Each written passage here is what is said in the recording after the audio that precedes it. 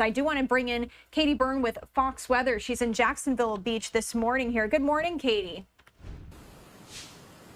Good morning, Christy. Yeah, we've spoken with officials here who say not only is it the big waves and the dangerous rip currents they're worried about, but they're also worried about high tide and how much that water could potentially reach the dunes here and get closer to the waterfront homes and businesses and all the people inside of them. When you look at the water here behind me, though, you'll see it's a bit more active than normal. We've been watching offshore buoys that are clocking wave heights around 5 feet high, but we know that there's potential for those waves to be as large as 9 feet.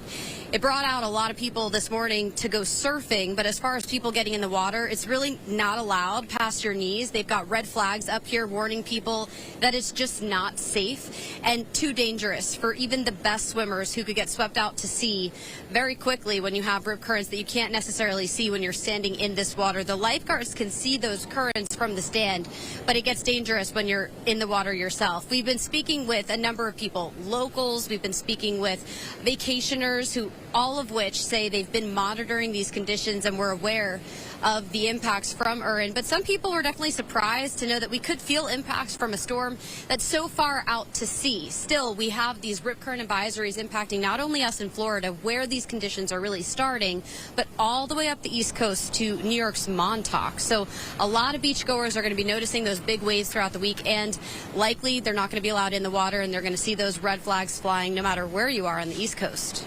Christy? All right, Katie Byrne with Fox Weather. Thank you so much for joining us. We know you've had a busy morning. And I did want to remind you all that we were waiting on this update from the National Hurricane Center. We actually do have that update for you here right now on Live Now from Fox. This just wrapping up here moments ago.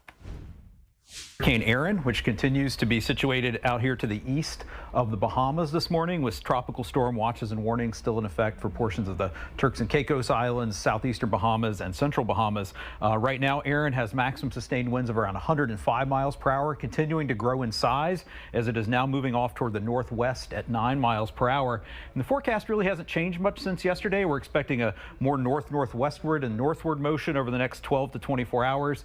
And then the core of Erin is going to pass offshore of the Outer Banks of North Carolina and western Bermuda as we go from Wednesday night into Thursday morning, and then accelerate out eastward into the North Atlantic as we move through the day on Thursday into Friday.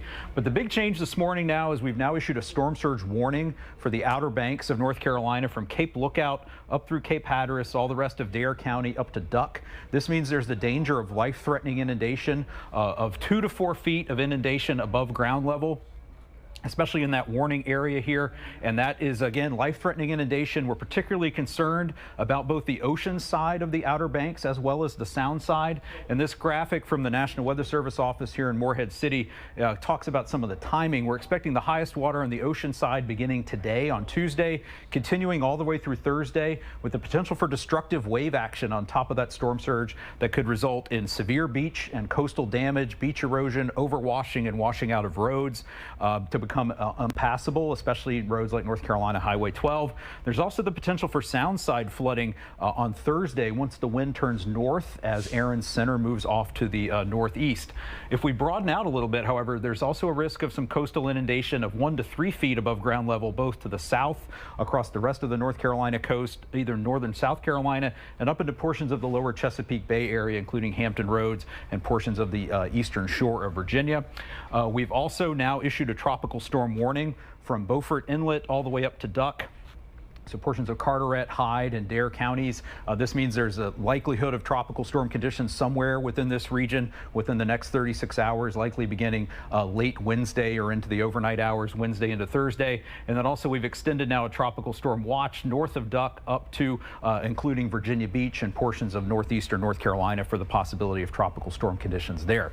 Now, if we zoom out a little bit, we've been talking about the rip current risk all week, and you can see on this map basically the entire East Coast from South Florida up through the Carolinas, the mid-Atlantic states, up into even northern New England has at least a moderate or even high risk of rip currents both today and to tomorrow. And that large wave field, as Erin's wind field expands, is going to affect almost the entire east coast of the United States with dangerous surf and rip current conditions. So please stay out of the water. Pay attention to those warning flags along the beaches.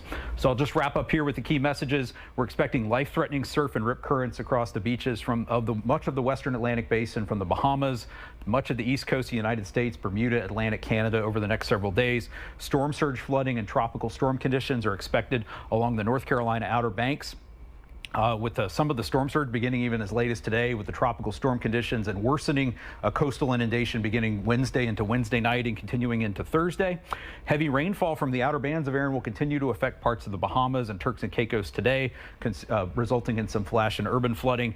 And interest along the rest of the U.S. mid-Atlantic coast, southern New England should monitor the progress of Erin, as there are some potential for strong winds, especially offshore in the marine waters and also for Bermuda. So thanks for joining us here. You can come back to the National Hurricane Center at hurricanes.gov throughout the week for the rest for any updates on Erin. I'm Mike Brennan at the National Hurricane Center.